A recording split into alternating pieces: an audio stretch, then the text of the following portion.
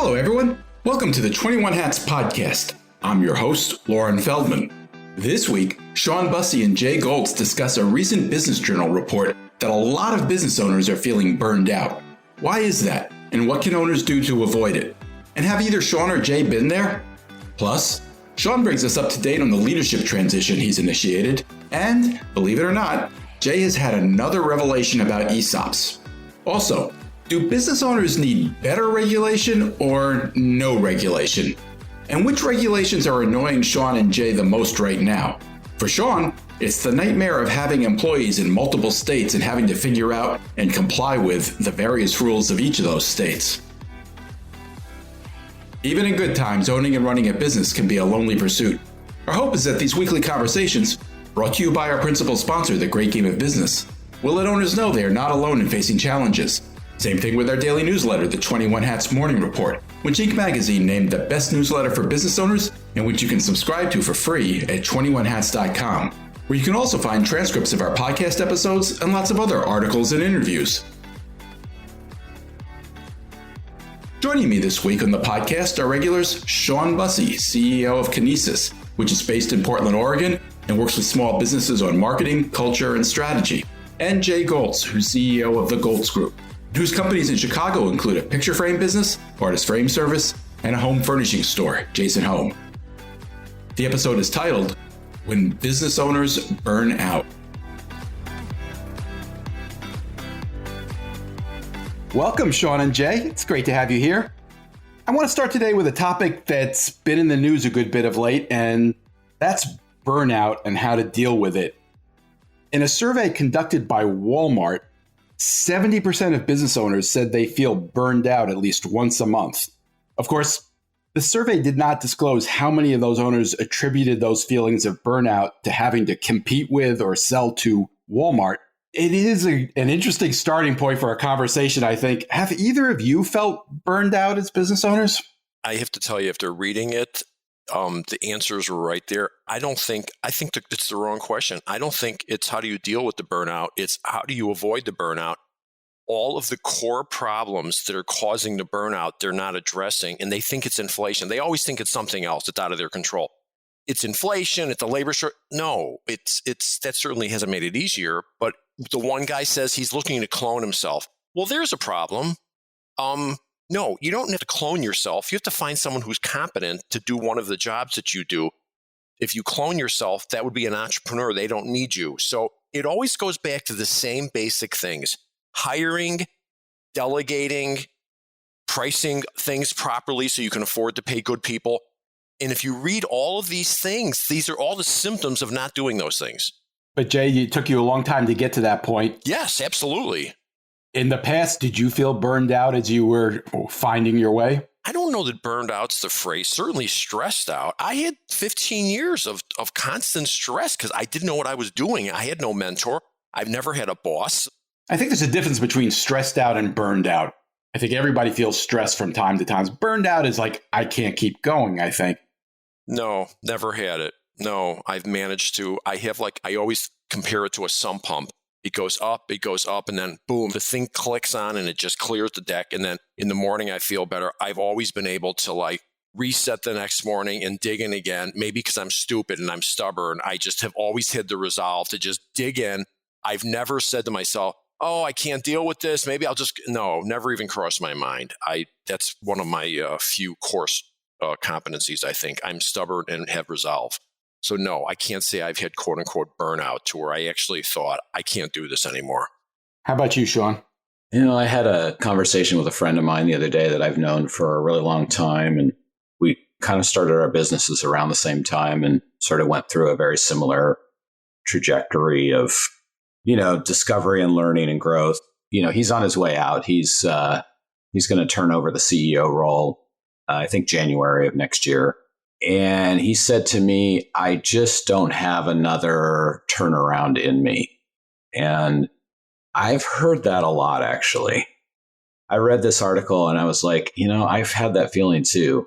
And I think that, we've all gone through periods in our business where we've had just really catastrophic events happen, a key customer leaves or several customers leave all at once or several employees leave all at once. And, I think the frequency of those events has increased a lot in the last, say, 5 or 10 years. And I think that's what I read in that survey. It was like, okay, the pandemic. All right, we're going to survive that. And then it's inflation. And then it's, massive turnover and just on and on and on supply chain, on and on and on and on. And I do hear that a lot from a lot of owners. I completely read that thing differently. First of all, you said catastrophic. Losing some key people, that's not catastrophic, is finding out you're sick and you're going to die. I don't know if it's difficult. Okay, fair enough. But when I read this is what I see. This is the big line in there. 55% of small business owners surveyed identified inflation and rising costs as the biggest barrier to growing their business. I laughed out loud when I read this part, followed by lack of customers and finding and retaining good employees. Seriously, if I just had more business, I mean, at some point, you need to find out, how do you get more business? And these are the same people who don't market, who don't advertise, who just keep doing the same thing over and over and over again. Of course, everybody would be better off with more business, but is that a new thing? Is that something that just happened? Jay, why are you assuming they don't market and don't advertise? I mean, because I know many of them, and I've heard this story from 100 people. And when you ask the question, I have never had one person complaining about finding people when I say to them, wait, stop for a second. Let me ask you a question. Did you write a really great ad and put it in a bunch of different places? And the answer is no. They complain about it, but I'm not saying it's not more difficult. Trust me, it's more difficult to hire. I'm not arguing with that, but it's certainly not impossible. And I put an ad out for a graphic designer. I got 110 resumes. Some of them you say to yourself, why did you apply for this? You're a truck driver. Okay, but went through 110, identified 7 good candidates. We called 7 of them, 2 called back. I have no explanation as to what happened to the other 5. So it's gotten more difficult. I don't think this is all outside factors that are wearing people down. I believe, from talking to hundreds of entrepreneurs, they never figured out how to hire people, good people. They never found out how to price properly. It's basic stuff. And I contend if you work on the basic stuff in your business, it will get easier. I don't know, man. I appreciate, you've been at this longer than me. I mean, maybe you've got another decade or two on me, but I've been doing it 20 years and 20 plus.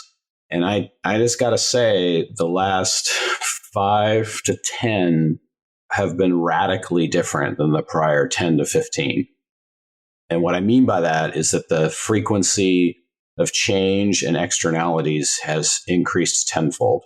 Is it really tenfold? I mean, it's gotten worse in some way, but is it really tenfold? Though? I'm not saying worse. I'm just saying change and volatility. So I'm not saying it's gotten harder or that the situation's gotten worse. I'm saying that when I first got into business, I was told things like, Shawn, you really need to have a 10-year plan. And I look at that idea today and I'm like, you're freaking foolish to think. Well, that always was foolish. You can't. It was always foolish. But where did that mindset come from? That mindset came from an era of much, much slower change of pace.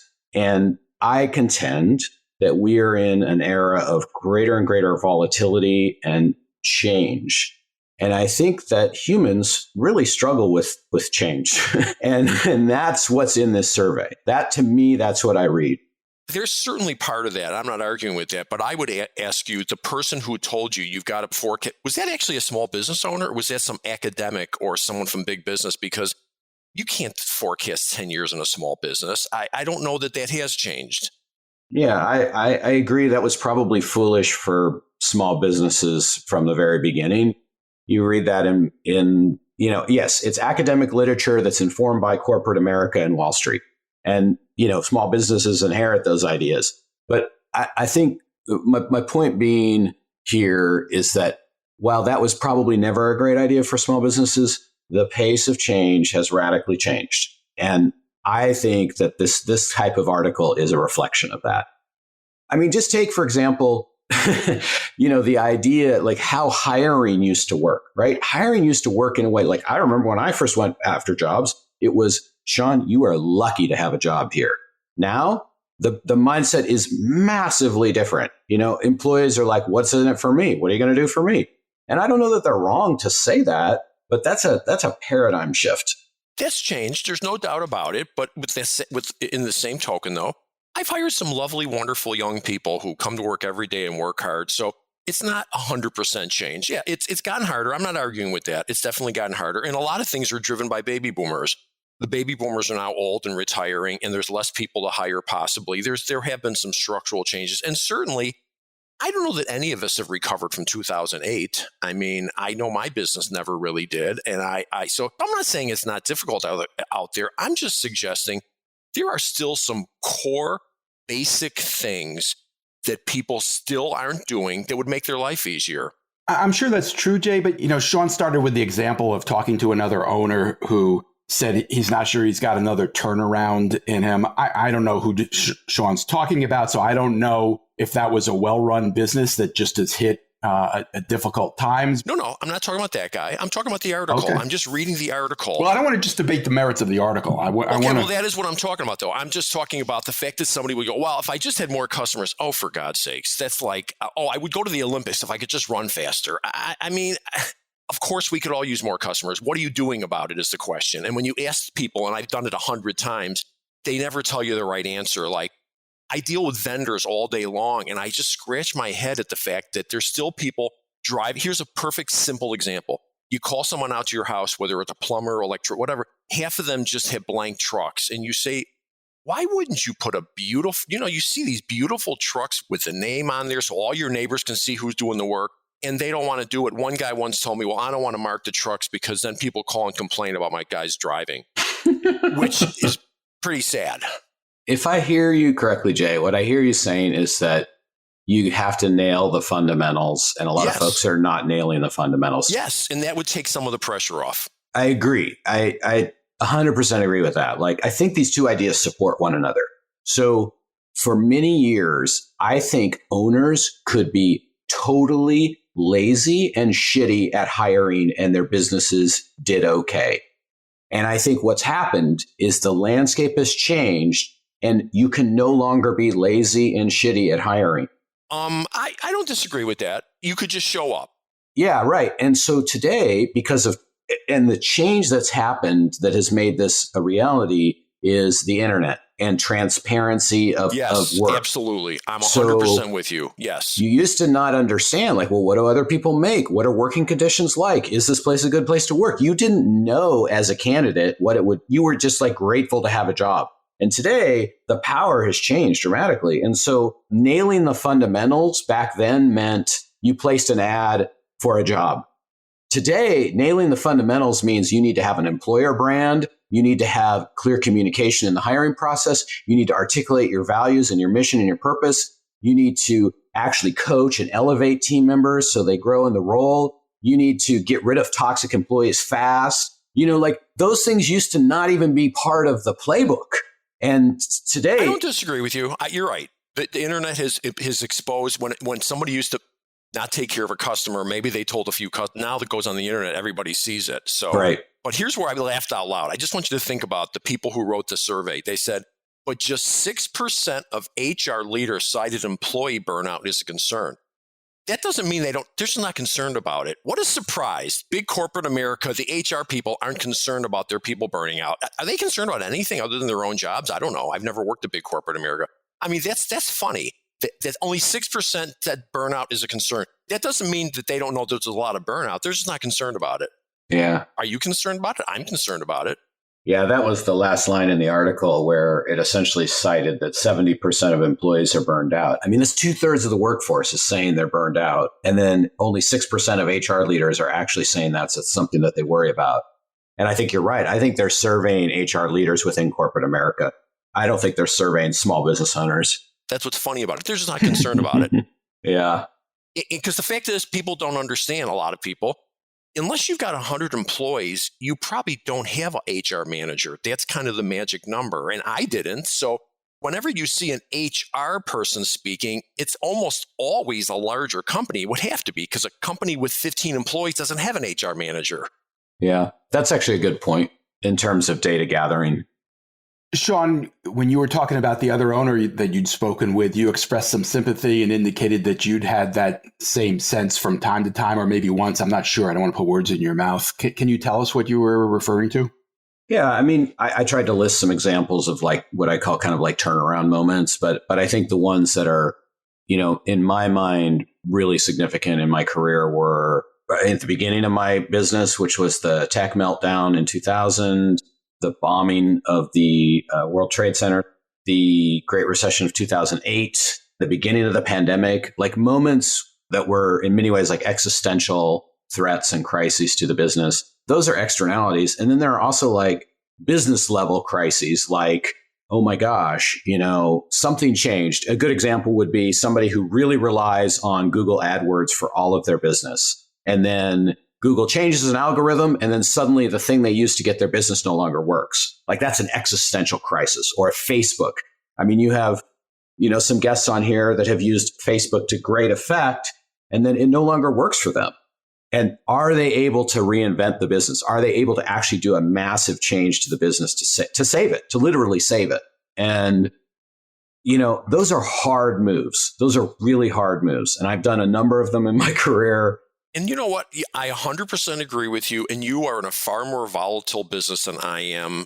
I certainly have had major drops like in 2008. But in your business, when business slows down, the first thing they're going to cut is maybe people do what you do. So I certainly understand that you're more vulnerable to the economy probably than I am to some degree. But it still gets back to there's always a part of this of all we can do is what we can do. And there are always things you can do in your business to, like if you're having a hard time hiring, tune up your hiring process. But I think if you were to follow up with many of these people, they haven't done anything. They just say, I can't find people. Really? I'm finding people. It's harder, no question about it. But well, you also have something that a lot of folks don't have, Jay, which is you have size, and size buys you cushion, Only to a degree. I still have tremendous overhead because of that size. So That's it's very true. easy for me to go from making money to losing money. Mm-hmm. If all I got to do is drop 5-10% of sales, and all of a sudden I went from making money to losing money. I just learned over the years, all I can do is all I can do. And I'm always just trying to figure, okay, what can I do about this? So I'm trying to stay ahead of it. And we're writing better ads. We're playing around with where to advertise. I really have no explanation as to why the 5 people didn't call back. It makes no sense to me. And I still haven't hired anyone. This has been going on for 2 months. It's just remarkable. I mean, I think this is a good example, like kind of both right here, where I tried for a really long time to kind of get into the construction industry as a client base. Like we have expertise in that arena. I love buildings. I wanted to help this group. I would go to their, events and I would be a speaker. Folks would be super motivated. They'd be like, wow, that's really great. You really showed us how it can make a big difference to create, a culture that's strong and a hiring process that's great. And then some folks would say, hey, Leah, give me a call. I'd love to talk. And I would call them and they'd never call me back. Like they would identify it's an issue. They'd complain about it, but they actually wouldn't change. Well, I have a phrase for that. I call it trade show talk. You're there, you're hyped up. No one's lying. They really mean it. Like they were all enthusiastic and they get back to work. Oh yeah, that guy, right. I don't want to do that. Yeah, no, I the fact of the matter is people don't do what they need to do. And I remember one guy in particular, I was doing a business speech and I said, you know what? One of our jobs as the boss is there are people who can't do the job. You've tried, you've coached them, you've done everything you can, whether they're unable, whether they're unwilling, or they're just unexplainable.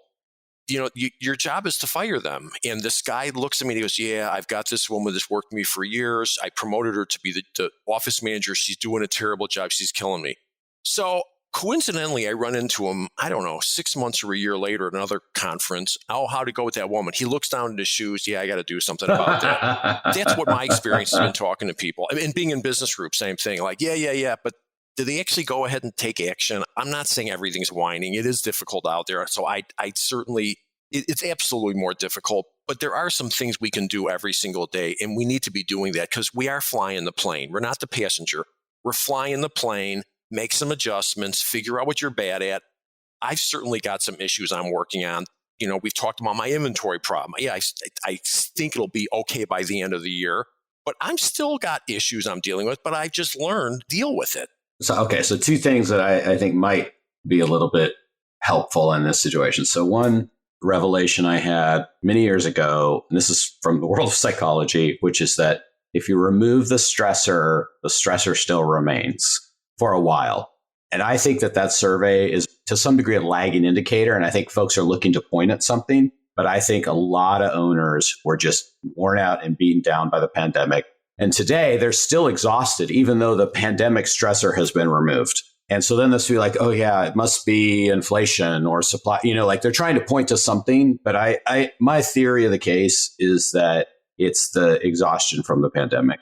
The second thing, this is like hugely helpful for me in terms of employees and burnout, which is that employees, they have kind of three things going on in their life, right? They have where they live, their community, their home life, their partnerships, their, spouse, boyfriend, girlfriend, partner, whatever, and their job. And when something is not working or they're under stress, and humans like seek to change something. And a lot of times they can't change the first two things. They can't change their spouse. They can't change where they live.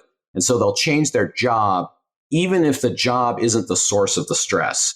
They'll start to look at it and go, I'm unhappy. It must be the job. I've seen people do this so many times. They'll be like, it must be the job. They go take a new job and they're still unhappy. And I think that the last few years have been really hard on everybody and things outside of work. And so as a result, I think you got a lot of things like the Great Resignation, you get employee burnout that isn't necessarily related to work, but it's the one thing that they can change. There's no question that though everything you said is true, it has gotten more difficult.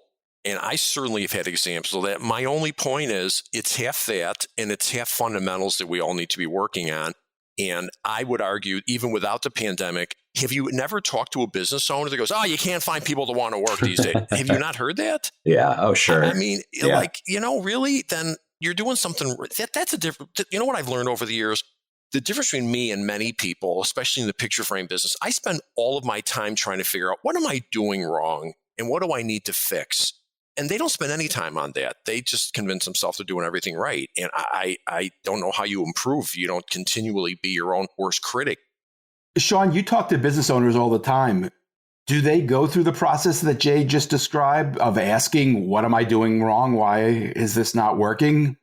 Yeah, I think the folks that become our clients are really open like that. And I would say they start from a position of curiosity. What can I do better? What can change?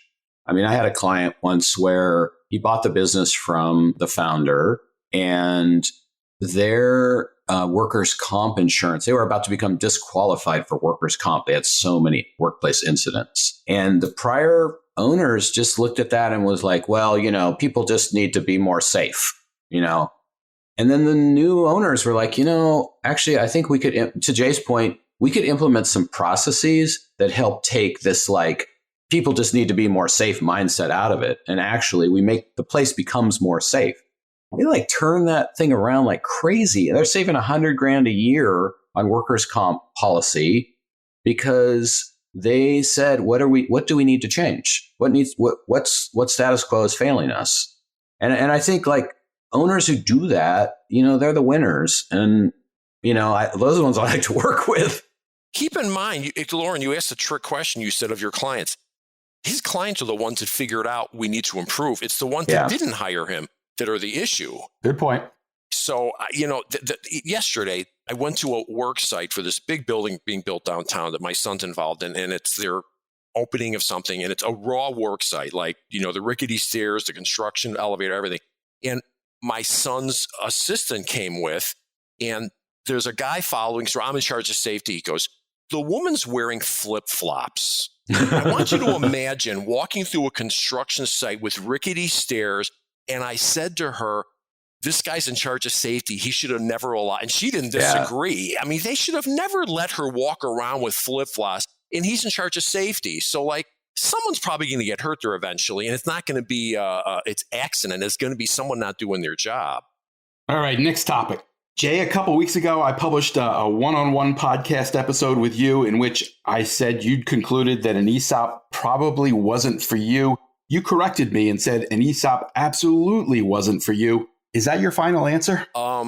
I listened to your podcast last week with you and Shawn and Phil, the new ESOP guy. It's been more than a week now, but yeah. Whenever it was when I listened to it. And you know what? I realized I have PTSD from that seminar I went to with Shawn, because I swear I Not don't... because of Shawn. No, Shawn and I went to this thing in Portland. I flew out there, and I don't think I could have choreographed a worse day of explaining ESOPs, from the fact that there were no seats left in the room. Shawn had to sit in the back, and then you find out that the people in the best seats are the vendors, to the slideshow you can't read, to there was supposed to be half an hour roundtable. They skipped it. So it was a really horrible presentation, turned me off. After listening to Phil, I realized, okay, I went to the wrong seminar. And there's another part. This is my real revelation. When you're 45 and you think about an ESOP, that's an option. When you're 67, it's a solution. Like, I need to do something, and I'm opening up my mind to, I'm going to continue to look into it. I'm going to another seminar at a different place with a different group of people, and I am going to continue to look into that, because even though it might be, quote unquote, a pain at times, that there's a lot of paperwork and there's trustees and all that, it just might be worth it at the end of the day. That's what it just might be worth it. So, yes, I'm taking back it's absolutely not for me. It might be for me. I'm going to work on it. Shawn, it was your idea that we talk to Phil Hayes for that podcast. You had met him at the event that Jay described, and I got a lot of really positive feedback. So thank you for suggesting that. Sure. Yeah, that was a really great conversation. I didn't know exactly what to expect, but like a lot of things I do in life, I had a hunch. I was like, I think this guy is the real deal, and what maybe owner operators are looking for.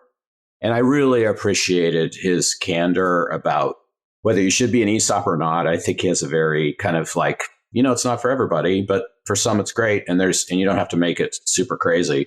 And I think, there's another, Jim Kolb, who's part of the 21 Hats community. He's ESOPed his company. He's talked about his process, and I think he's done it in a way that didn't involve kind of like the industrial complex of ESOPs. So yeah, I think it was encouraging, because I think it's showing that like there are other paths to doing it that don't involve, Chase Bank. It was crazy. It was a crazy event. And I have to say, we left after the first day. It was a 2-day event. Shawn, did anyone call you to follow up? No, the email automated me, of course. I have to tell you, if I put on a seminar and I had someone fly across the country and they left in the middle of it, I'd be pretty concerned, and I'd follow up and go, hey, what do we do? Because I don't get the feeling like anyone really cares. It's like they keep doing their shows. They keep getting some people in it. I'm not exaggerating when I tell you, I don't think they could have done a worse job with what they did. I have to say, since we've been having these conversations, I'm starting to hear more and more people use the term the ESOP industrial complex. And if I accomplish nothing else besides coining that phrase, I think I will have done something good in this world. It also doesn't mean that everyone involved in an industrial complex is bad. There's of plenty. Course. I did talk to another ESOP advisor. All they do is ESOPs. They're not an investment banker. And I was a very encouraging conversation, and I appreciated that Phil was honest on there. I've watched three seminars now. I have never seen one person who said, no, I take it back. There was one guy that said he sold to an ESOP. He did an ESOP and it worked out well. And there was one. But the other two of them, you'd think they'd put someone on there to give the owner's perspective. Those people do exist. I've certainly spoken to them. They do exist. Of course they do. And you know what? I asked a question on there and the guy gave an honest answer. I said to him, could you have gotten more money if you would have just sold to a private equity? And he's in an industry that there's a huge conglomerate that's buying up everybody for huge multiples. And he goes, oh, I absolutely could have gotten more money, but I got enough. And you know what? I appreciated that answer because it was honest. And I think his business was big enough. Enough in his case was a lot of money. It wasn't like he got $2 million instead of $4 million. Jay, I have two questions for you. You say that you're thinking about ESOPs again. Your mind is open. There were a couple of issues that came up that you thought were kind of deal breakers. One was you didn't want to hang an ESOP on your kids if they stayed involved in the business. How are you thinking about that now? I have two answers to that. One is if I continue working for 15 years, which who knows, but I'd be 82. I think that's not enough. That might be the case. my kids are going to be 53 and 48.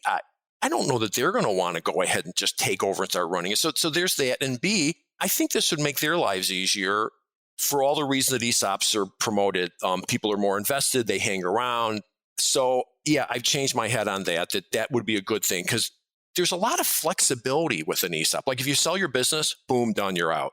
Here, I could retire in a year. I could retire in 2 years, 5 years. It's flexible. You're still running it, but there's an infrastructure in place that's in place for when you either by choice or you drop dead, whatever the reason is, there's an infrastructure in place to continue on. So I've recognized it might just be a good infrastructure to put together because if I don't do it, I'm left with the same problem of, so then what do my kids do when they've decided they've had enough? Now what? We're going back to square one. So I'm very seriously looking into it. It's going to take me a couple years to actually get it to work. Well, let me ask you my second question then. You have said in the past that you don't really feel the need to grow your business. You're not looking at opening new locations or anything like that. You've done enough of that. Can you run an ESOP without trying to grow, or do you need that growth to pay back the loan or pay back? I'm not taking a loan out.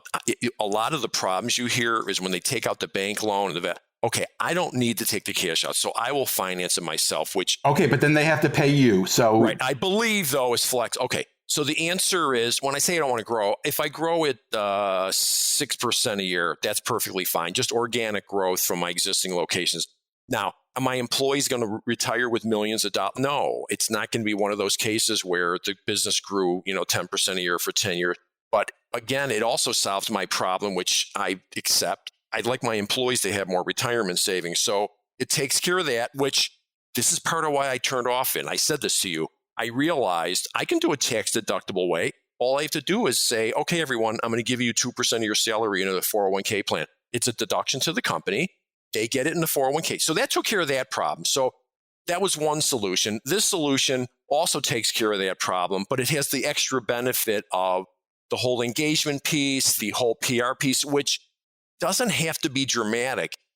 If sales went up 2%, that's a lot. That would cover the expenses.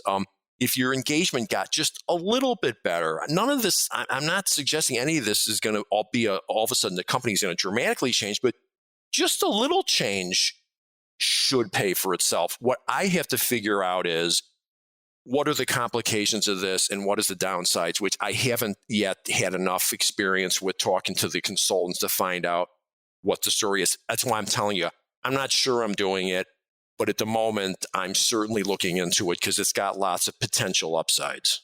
Shawn, you've talked here a little bit about being in the process of a leader transition. Can you give us an update on how that's going? Yeah, Jay's going to come run Kinesis. And, that's supposed to be a secret, for God's sakes. All right. Yeah, I promoted Anya Taylor to the role of president. She's been with us for, 4 or 5 years now. Really wonderful. She started out as in the operations side, moved into kind of a people leadership role. She's, if you do Strengths Finder, she's a galvanizer. She's really good at coalescing people around things. It was just really well received amongst the team. They're excited about it. She's excited about it. She's really taking a lot of leadership. Wait, so what's her new title? She's president. Really? So I'm still CEO. And, essentially doing that 2-year transition of showing her how to do all the stuff that I do and catching her up to speed on that. With the goal of your role becoming what? Chair of the board, move to more of a board position eventually. Do you have a board? It'd be just me. Yeah. You'd definitely be chairman. Yeah, for sure. Wait, how old are you? 52. So at 54, you become the chairman of the board. Mm-hmm. Wow. That's the goal.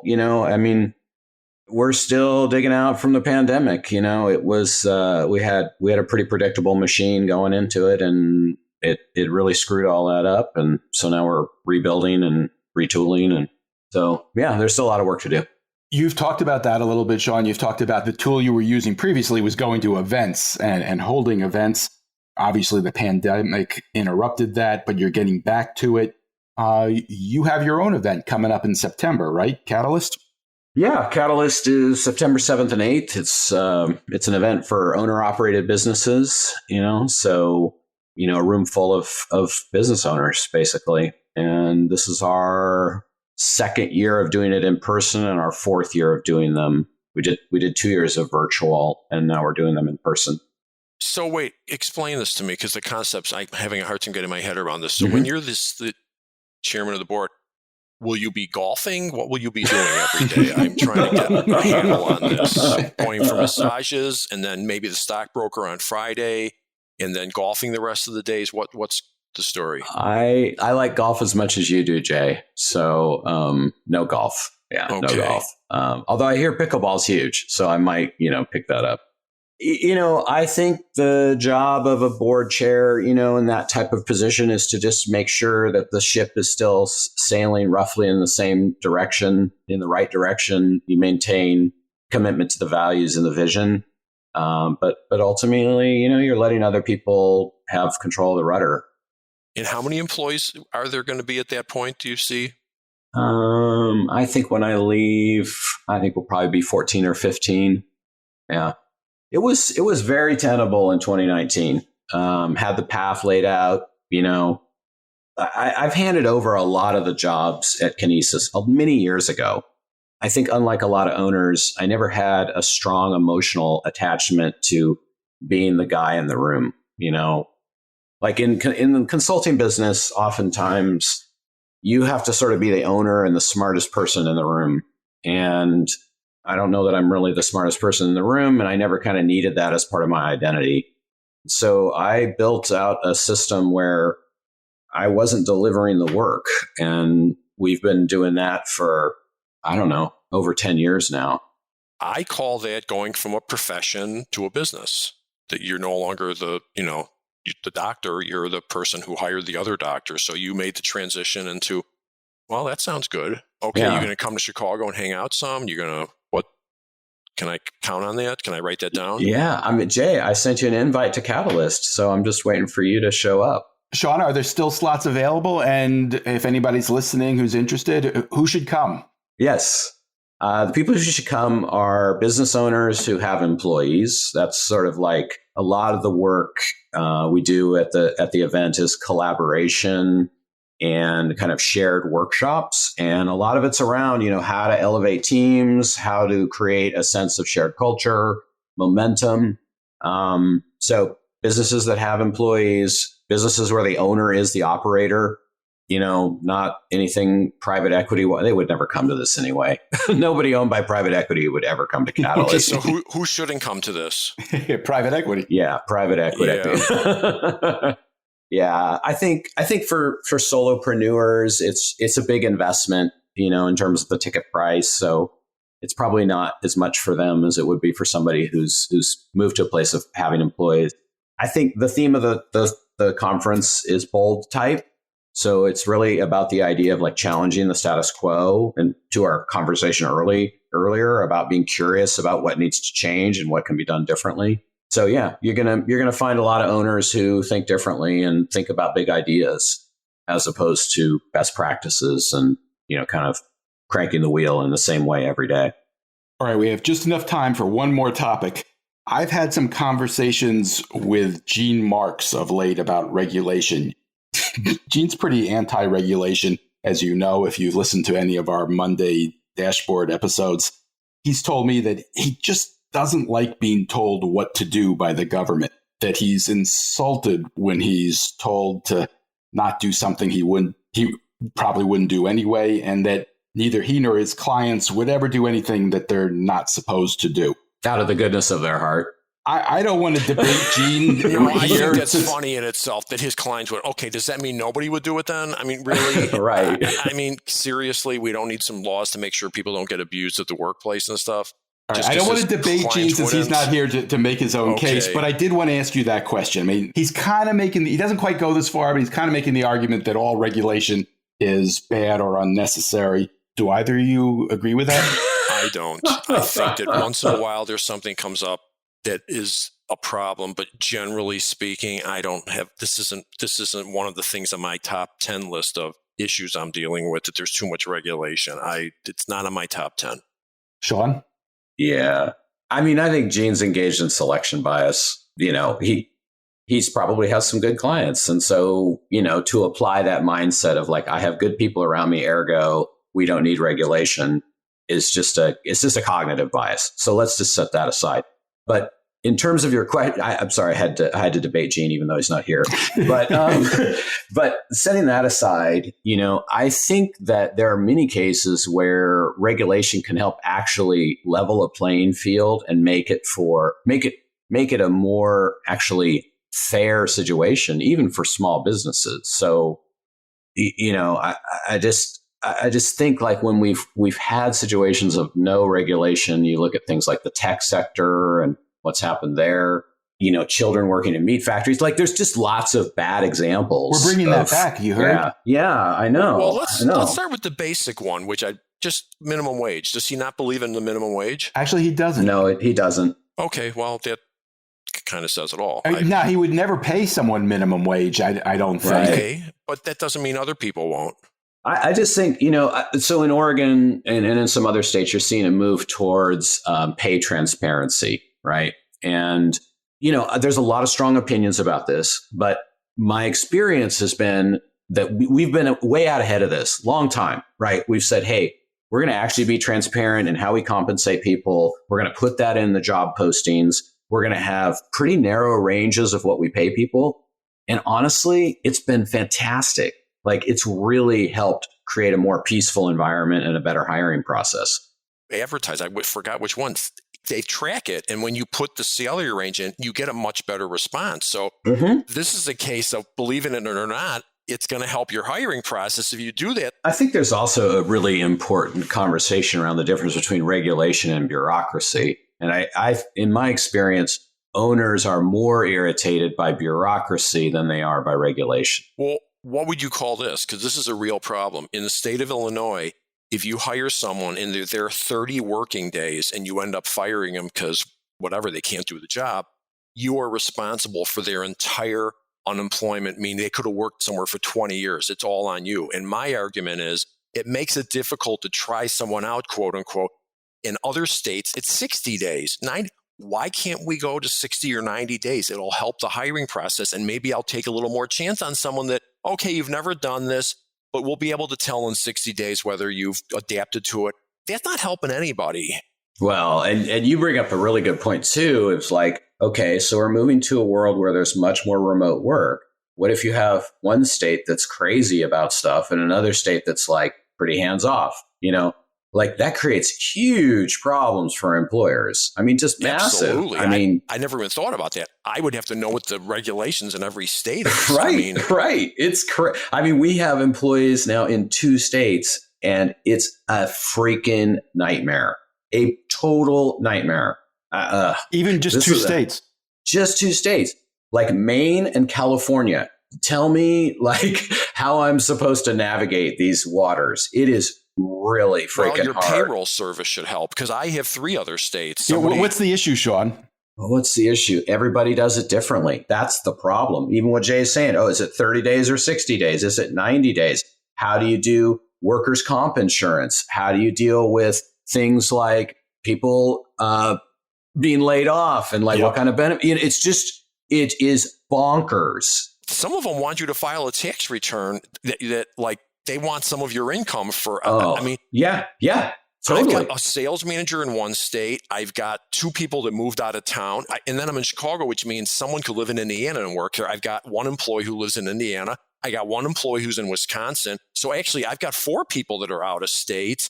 And I don't know that I'd call it a nightmare, but it's a pain. And the payroll service certainly takes the edge off of it. It's not a nightmare for you. This gets back to your scale size, Jay. Yes, you're right. At a small business size, it's a freaking nightmare. I'll use one more example. There's a river between Portland and Vancouver, Washington. I have an employee who moved over that river. And now, because we don't have an office, the state of Washington is like, she is ours.